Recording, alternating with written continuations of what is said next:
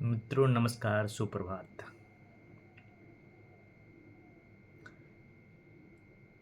पिछले 3 दिनों से कोई वीडियो नहीं आई। आप लोग मुझ पे आरोप लगा रहे थे। बहुत सारे लोगों ने कहा कि अपना चैनल चमकाने के लिए यूट्यूब वीडियो बनाता है। नहीं, ऐसा नहीं है। अगर आप मेरे पीछे की वीडियो को देखेंगे तो आपको लग जाएगा, लेकिन सभी वीडियो आप लोगों ने देखा नहीं है और धीरे धीरे लोग सुन रहे हैं। हालांकि जिन लोगों ने कमेंट किया है वो लोग फॉलोअर नहीं हैं और ना ही ग्रुप से जुड़े हुए हैं। 3 दिनों में जो यूट्यूबर हैं वो कम से कम बनाए होंगे तो 10 वीडियो बनाए होंगे। उनका आप चैनल फॉलो करते होंगे तो देख लीजिएगा, जिनमें ऊपर की हेडिंग कुछ और होती है और अंदर का कंटेंट कुछ और होता है। क्योंकि वैसा कुछ न्यूज़ ही नहीं आता है कि रोज़ रोज़ 4 बार वीडियो बना करके न्यूज़ को प्रेषित किया जाए। आज लगा कि कल कुछ चीज़ें ऐसी थी जिस पे हमें बात करनी चाहिए थी, कल टाइम नहीं मिल पाया, इसलिए आज 12 नवंबर की सुबह में वीडियो रिकॉर्ड कर रहा हूँ, शूट कर रहा हूँ। उसके पहले छोटी छोटी चीज़ें जो हुई हैं, बदलाव है शिक्षा विभाग को लेकर के, उसकी तरफ एक बार फिर से आपका ध्यान आकर्षित कराना चाहूँगा। क्योंकि हो सकता है ये सारी चीज़ आपके संज्ञान में आ गई होगी अब तक। जैसे 2 दिन पहले सरकार ने एक फैसला लिया था कि अगर आप 10 मिनट से ज़्यादा लेट होते हैं तो, और 4 दिन तक, तब आपका 1 CL कटेगा। यानी ये क्लियर हो गया है कि 9:09 तक सुबह में आप अटेंडेंस लगा सकते हैं, तब तक आप वैलिड हैं, लेट नहीं माना जाएगा। 9:10 तक भी, लेकिन जैसे ही 9:11 होता है आप लेट माने जाएंगे। और इसी तरह 9:11 के बाद जब भी आप अटेंडेंस लगाएंगे, 4 दिन के बाद, यानी 4 दिन आप लेट हुए 9:11 के बाद अटेंडेंस लगा, तो आपका 1 CL डिडक्ट माना जाएगा, 1 CL काट लिया जाएगा आपका। चलिए, कम से कम 10 मिनट का रियायत था। पहले तो 2 दिन की बातें हो रही थी, अब 4 दिन इसको कर दिया गया। इसमें थोड़ी सी अगर सावधानी बरतेंगे तो आप CL बचा सकते हैं। दूसरी चीज़ें हैं कि बार बार आप अखबार में पढ़ रहे हैं कि आरक्षण नीतियों के कारण 12 परीक्षाओं का रिजल्ट रुका हुआ है। आपने सुना होगा। इस पर कभी सोचने की आपने कोशिश की है ये क्या है? हर चीज़ें यहाँ राजनीति से जुड़ी होती है। कैलकुलेशन करके आप देखिए कौन सा रिजल्ट रिका हुआ, क्यों नहीं। और HM का और हेडमास्टर का जो अभी हेड टीचर की जो रिजल्ट आई, उसको काहे नहीं रोक दिया गया? वो भी रुक जाना चाहिए था ना। इसका रोस्टर आप पहले बना लेते हैं और बार बार दिखाते हैं कि आरक्षण प्रक्रिया के कारण। ये सब चीज़ें फार्स है, झूठ है। चीज़ों को समझिए।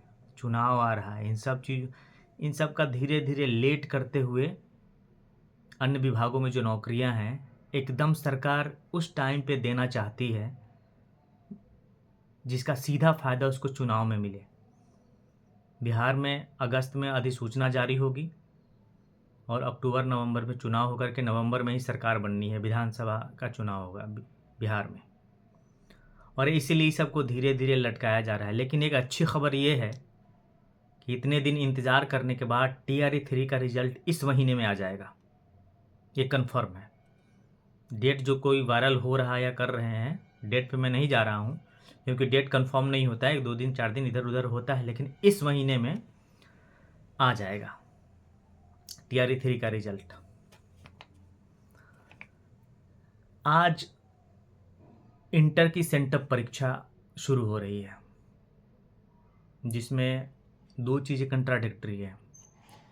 एक तो बिहार बोर्ड ने जो टाइम रखा है 5:15 बजे तक, दूसरी पाली की जो परीक्षा 2:15 से शुरू होकर के 5:15 तक जो चलेगी, उसमें क्या बिहार बोर्ड ने ये ध्यान में नहीं रखा था कि 4:30 तक स्कूल चलते हैं? और हम 5:15 तक क्यों रुकेंगे जब शिक्षा विभाग ने ऐसा कोई अब तक लेटर जारी नहीं किया है। और दूसरी चीज़ें कि 15 को छुट्टी है विद्यालयों में। एक तो ऐसे ही छुट्टी इस बार बहुत काट ली गई है और उस दिन भी एग्ज़ाम रख दिया गया है। क्या बिहार बोर्ड के संज्ञान में नहीं था कि 15 को छुट्टी है और उस दिन भी एग्ज़ाम रख दिया गया है? और 5:15 तक क्यों रखा गया? ये सब चीज़ें थोड़ी सी कंट्राडिक्टरी स्थिति है। पहले विचार विमर्श करके स्थितियों और छुट्टियों का लिस्ट ले करके उनको सेंटअप एग्ज़ाम का डेट निर्धारित करना चाहिए था। साथ ही इस बार के एग्ज़ाम में 13,000 परीक्षार्थी सेंटअप वाले में एग्ज़ाम में अभी शामिल हो रहे हैं। ऑब्वियसली जो सेंटअप एग्ज़ाम में शामिल होंगे उन्हीं का एडमिट कार्ड आएगा इंटर की फाइनल परीक्षा के लिए, जो फरवरी में आयोजित होगी 2025 में। उसी का एग्ज़ाम आज से शुरू हो रहा है। पिछले महीने यानी अक्टूबर का जो पेमेंट आया है उसमें 17,000 शिक्षकों के एक दिन के वेतन कटे हैं। वैसे शिक्षकों के हो सकता है उनके मोबाइल उस दिन काम नहीं किए हो सकता है वहाँ का सर्वर डाउन रहा हो और वो ई शिक्षा कोर्स पे अटेंडेंस उनका लग नहीं पाया, या उनके सीएल नहीं बचे रहे होंगे, लेट से पहुँचे होंगे वो। कभी कभी परिस्थितियाँ ऐसी आ जाती है कि सब कुछ है, आपका नेटवर्क काम नहीं करेगा, और ऐसी स्थितियों में ई शिक्षा कोर्स से आप अटेंडेंस बना रहे हैं तो सरकार तो इस बार ई शिक्षा कोर्स के अटेंडेंस के अनुसार ही पेमेंट की है। तो 17,000 शिक्षकों के पेमेंट एक दिन के काट लिए गए हैं। इसलिए जो भी साथी मेरी बातें सुन रहे हैं ध्यान रखेंगे। एक दिन कटने का मतलब होता है 1200 से लेकर के 1600 रुपये तक, जो एक राशि अच्छी खासी राशि होती है। अभी जो प्लानिंग चल रही है सरकार की, जो मिड डे मील 1 to 8 तक के बच्चों को जो परोसा जा रहा है स्कूलों में, उससे एचएम को अलग करने की बात चल रही है। अगर ये हो गया तो थोड़ी सी एचएम के लिए भी राहत की बात होगी और थोड़ा सा शिक्षण कार्य पे वो ध्यान देंगे, क्योंकि एक बड़ी प्रक्रिया होती है बच्चों को खाना बनवाना, सामान को अरेंज करना, फिर खिलाना उनको, सारा दिमाग उनका उसी में लगा होता है। तो सरकार ऐसा विचार कर रही है, हो सकता है कि डिसीजन आ जाए कि मिड डे मील से एचएम को अलग किया जाए। दूसरा फैसला जो सरकार ने लिया है कि अब स्कूलों की मॉनिटरिंग करेंगे टीचर्स ट्रेनिंग, जो कॉलेज चल रहे हैं उसके शिक्षक। वो देखेंगे कि कहाँ कहाँ किन किन चीज़ों की कमी है, किसी स्कूल में कैसे पढ़ाई हो रही है, इसकी मॉनिटरिंग करेंगे। और समय समय पर मॉनिटरिंग करने की प्रक्रिया और मॉनिटरिंग करने वालों को भी बदला जाता है, ताकि शिक्षण की गुणवत्ता को सुधारा जा सके, स्कूल में जो कमियां हैं उसको सुधारा जा सके और दूर किया जा सके। इसलिए अब टीचर्स ट्रेनिंग कॉलेजों के टीचर स्कूलों का निरीक्षण करेंगे, मॉनिटरिंग करेंगे, निरीक्षण नहीं मॉनिटरिंग करेंगे, उसका ध्यान रखेंगे और सरकार को स्कूलों में जो खामियां हैं, जो बदलाव लाने की ज़रूरत है, उसका रिपोर्ट करेंगे। अगला है कि इस बार 26 लाख बच्चे विभिन्न योजनाओं से वंचित रह जाएंगे। इसका कारण कुछ तो उनके खुद के गार्जियन हैं, क्योंकि उन्होंने, जैसे मैं जिस स्कूल में पढ़ाता हूँ वहाँ भी एज कम करने के लिए कई बार बच्चों ने आधार में अपना डेट ऑफ बर्थ बदल दिया, और इस कारण क्या है कि समय पे उनका अब तक ई शिक्षा कोर्स पर नाम नहीं चढ़ पाया है। ऐसी स्थिति विभिन्न स्कूलों में रही होगी, और इस तरह से जो गड़बड़ियाँ हुई हैं तो पूरे बिहार में और सारे कारण हो सकते हैं इस शिक्षा कोर्स पे उनका नाम नहीं चढ़ने का, क्योंकि अब सीधा आधार से लिंकअप हो रहा है। और आधार ऐसी चीज़ है कि कहाँ भी किस किस गतिविधि में आप शामिल है, किस किस स्कूल में आपका एडमिशन है, सब पता चल जाएगा, जो ऑनलाइन है हर चीज़ें। तो 3.5 लाख बच्चे विभिन्न योजनाओं से वंचित रहेंगे, क्योंकि उनका अब तक ई शिक्षा कोष पे रजिस्ट्रेशन नहीं हुआ है बच्चे का, उनके डेटा को अपलोड नहीं किया गया है।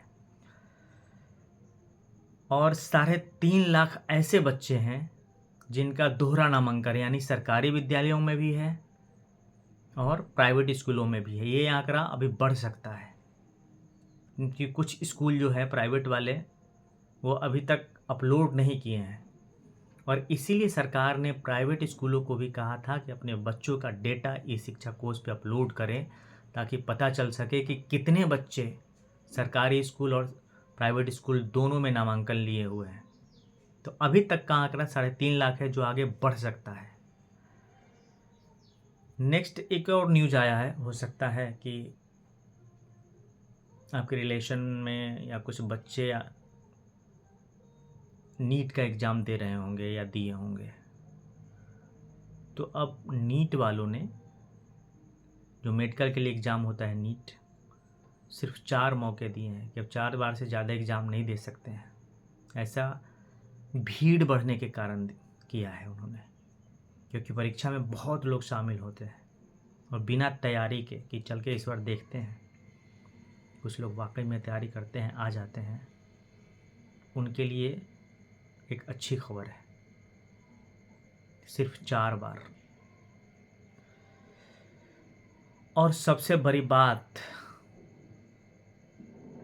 जिसका आप इंतज़ार भी कर रहे होंगे, तो उस बात की शुरुआत मैं करना चाह रहा हूँ राहत इंदौरी साहब की कुछ शब्द हैं उनसे, कि लगेंगे आग तो आएंगे कई घर जद में, लगेंगे आग तो आएंगे कई घर जद में। इधर सिर्फ मेरा मकान थोड़ी ना है, तो आग लग गई है और उस आग की परेशानियों में कई लोग शामिल होंगे। यानी मामला ये है कि केस हो गया है और जिसकी परेशानी आपको भी झेलनी पड़ेगी। हो सकता है कि स्थानांतरण प्रक्रिया रुक जाए, डिले हो जाए। एक संघ ने हाई कोर्ट में कल यानी सोमवार को केस कर दिया है, जिसकी संभावना पूरी प्रबल थी और जिस पे मैं बार बार बात कर रहा था आप लोगों से, और नियोजित शिक्षक साथियों से अपील भी किया था कि आप लोग कम से कम कोर्ट ना जाएं। सरकार पे, शिक्षा विभाग पे जो दबाव बनाना है बनाएं। हो सकता है बातें सुन ले, और सुन भी लेगा तो बीपीएससी शिक्षकों को भी फायदा होगा। लेकिन कोर्ट गए हैं, अब पता नहीं, अब सब कुछ हाई कोर्ट के ऊपर डिपेंड होगा क्या होता है। बीपीएससी शिक्षकों का नियमावली अलग बनता है, या फिर अभी स्टे लगाती है, या फिर उन नियमों को बदलाव करने के लिए हाई कोर्ट आदेश देती है। ये सब कुछ उसके फैसले पे डिपेंड होगा। हो सकता है कि 15 दिन 20 दिन में आपको कुछ फैसला कोर्ट के द्वारा सुनने को मिले, जो स्थानांतरण प्रक्रिया चल रही है उसको लेकर के। कुछ चीज़ें नियोजित शिक्षकों में अच्छी है, और वो चीज़ें हैं उनका जुझारूपन ये कि मैंने देखा है उस समय आर ब्लॉक चौराहे पे धरना प्रदर्शन और आंदोलन के लिए जगह अलॉट किया गया था, जहां लोग लाखों की संख्या में पहुंचे हैं। सरकार बैरिकेटिंग करती, वो ठंडी के मौसम में पानियों से भिगो देती, लेकिन उन्होंने लड़ा है और लड़ के वो यहाँ तक पहुँचे हैं। ये एक जज्बा है उनमें, उन जज्बे को सलाम करता हूँ। और जब तक आप लड़ेंगे नहीं, तब तक हक और हुकूक आपको मिलेगा नहीं। मैं बीपीएससी शिक्षक साथियों से कहना चाह रहा हूँ कि ये चीज़ें उनसे सीखने की ज़रूरत है, और अच्छी चीज़ें कहीं भी मिले हमें सीखना चाहिए, अडॉप्ट करना चाहिए उन चीज़ों को। जैसे हम अभी हार्ड ड्यूटी कर रहे हैं, जैसे अभी बता रहा था कि 17,000 शिक्षक साथियों का पेमेंट कट गया है। कारण क्या है? वो 10 minute, 2 minute, 4 minute, 5 minute late पहुँचे होंगे, अटेंडेंस बनाने में गड़बड़ियाँ रही होंगी। जब हम इतना हार्ड ड्यूटी कर रहे हैं तो हमें पे लेवल का या ग्रेड पे वाला पेमेंट क्यों नहीं मिलना चाहिए? मिलना चाहिए बिल्कुल। और जो बात हमारे ग्रुप से जुड़े हुए साथी हैं, मैंने लिखा भी है कि 22-23 हज़ार से लेकर के 17,000 तक, यानी पीआरटी वाले को 17, 18-19 हज़ार 9-10 वाले को, और पीजीटी वाले को लगभग 22-23 हज़ार रुपये पर महीने का नुकसान हो रहा है। अगर ग्रेड पे मिल जाता है या पे लेवल में हमारा पेमेंट ले आया जाता है तो सीखने की ज़रूरत ये है कि क्या इसके लिए आपका माइंड में तैयार हो रहा है कि आप लड़ेंगे सरकार से। वो भले ही हार गए, वो तिफल क्या गिरे जो घुटनों के बल चले। गिरते हैं सहसवार ही मैदान जंग में। ठीक है, हार गए वो लोग नियोजित शिक्षक, लेकिन गए थे सुप्रीम कोर्ट तक लड़े, समान काम समान वेतन के लिए। और सरकार को वहां पे उन्होंने घुटनों पे खड़ा कर दिया। सरकार ने कहा कि हुजूर हमारे पास उतने संसाधन नहीं है, हमारी झोली खाली है, कहाँ से दें। तब जाकर के समान काम समान वेतन में इन लोगों को फिर वहीं रखा गया। तो ये चीज़ें हैं। और आज भी जैसे मैंने कहा कि 5 साल 7 साल पहले मैंने देखा है, उस समय आर ब्लॉक अलॉटेड थे और वहाँ पे कई बार धरना प्रदर्शन इन लोगों ने किया। बड़ा ज़बरदस्त, लोग लाखों की संख्या में जुटे। मेरी आंखों देखी हुई ये चीज़ें हैं, क्योंकि मैं उसी के बगल में रहता था उस समय, पटना में। और अभी उसके बाद फिर कोर्ट गए समान काम समान वेतन के लिए, सुप्रीम कोर्ट तक लड़े। और अभी जो स्थानांतरण प्रक्रिया है, इसके दो पहलू हैं। ठीक है, बीपीएससी शिक्षकों को थोड़ी सी तकलीफ होगी डिले होने के कारण। स्थानांतरण तो होना ही है, निश्चित है, भले ही टाइम लग सकता है, 2 महीने 3 महीने डिले हो सकता है। लेकिन इसमें एक चीज़ें अच्छी पहलू ये होगी कि अगर स्थानांतरण की बातें अनुमंडल से हटाकर ब्लॉक तक ले आया गया, तो फिर ये बीपीएससी शिक्षकों के लिए भी शामिल हो जाएगा। वो भी अपने ब्लॉक के जस्ट बगल वाले ब्लॉक में, अपने ब्लॉक को छोड़ करके बगल वाले ब्लॉक में अप्लाई कर सकेंगे, तो थोड़े से और नज़दीक आ जाएंगे। ये फ़ायदा हमें भी मिलेगा, बीपीएससी शिक्षकों को भी। लेकिन थोड़ी सी दिक्कत आपको उठानी पड़ेगी, जो 4 महीने 5 महीने या 3 महीने जब तक कोर्ट का फैसला नहीं आ जाता, तब तक आप वहीं बने रहेंगे जहाँ है। फिलहाल साथियों, आज इतना ही है। और हाँ, एक और सूचना मिली है कि मैं जो उस दिन 30 तारीख को शिक्षा विभाग गया था और आप लोग से बात की थी, मैंने जो अपना वीडियो शूट करके अपने चैनल पे डाला था, उसको एक दूसरे चैनल वालों ने इस तरह से डाला है कि मेरे एक साथी ने खबर दी है और मेरे साउंड क्लिप को वो चला रहे थे अपने वीडियो में। तो इस तरह से जिनको यूट्यूब चलाना है ना, वो कुछ भी करते हैं अपना चैनल चलाने के लिए। तो इस तरह का ब्लेम आप मुझ पे ना लगाएं। चैनल मेरे लिए कुछ नहीं है। मेरा सीधा ध्यान है बीपीएससी शिक्षकों को एकजुट करना, एक साथ करना। हालांकि हर ज़िलों में कुछ कुछ लोग अपना ग्रुप बनाए हुए हैं, जो बात वो लोग नहीं चाहते हैं, उन लोग की अपनी इच्छाएं आकांक्षाएं हैं। खैर आगे देखा जाएगा, लेकिन आप लोग एकजुट होइए, एक साथ रहिए। इस बात को जो मैं कह रहा हूँ आप लोग से प्रेषित करिए, लोगों को जोड़िए। और मैं जो आपके मोबाइल पे मैसेज जाता है या कुछ डायरेक्शन देता हूँ, उसको फॉलो करिए। हालांकि मुझसे कई सारे लोग, बहुत लोग बुद्धिजीवी हैं, हो सकता है कि मेरी बातें उनको अच्छी ना लगती हो, कई सारे इसके निगेटिव पहलू निकाल करके उसको इग्नोर करते हैं, रिजेक्ट करते हैं। ऐसे फिर जुड़ नहीं पाएंगे। इसलिए लोगों को जोड़िए, वीडियो को भी आपको शेयर करना पड़ेगा, अन्य बीपीएससी शिक्षक साथियों को भी जोड़ना पड़ेगा। ये आपकी जिम्मेवारी है, अकेले मैं यहाँ तक ले आया हूँ। और एक अच्छी चीज़ बनती हुई दिखाई दे रही है कि आप लोग जुड़ रहे हैं। पिछले 4 से 5 दिनों में लगभग 400-500 लोग जुड़े हैं। इसमें आप सबका सहयोग रहा है, इसलिए सहयोग करते रहिए। धीरे धीरे साथी, बीपीएससी साथी सारे एकजुट होंगे, समय आएगा वो दिखेगा चीज़ें। और ये सारी चीज़ें स्थानांतरण प्रक्रिया के बाद होगी। जब स्थानांतरण प्रक्रिया ख़त्म हो जाएगी तब और चीज़ें ये निकल करके आएगी। जब आप अपने अपने ज़िलों में स्थानांतरित होकर चले आएंगे, नए स्कूल ज्वाइन कर लेंगे, फिर चीज़ें और बढ़ेंगी। इसीलिए चैनल को भी सब्सक्राइब करिए, लाइक करिए, अपने मित्रों तक शेयर करिए। और नए साथी जो सिर्फ वीडियो देख लेते हैं, चैनल को सब्सक्राइब नहीं कर रहे हैं, उनसे आग्रह है कि आप चैनल को सब्सक्राइब करिए। Thank you. मैं आपका साथी अशोक क्रांति।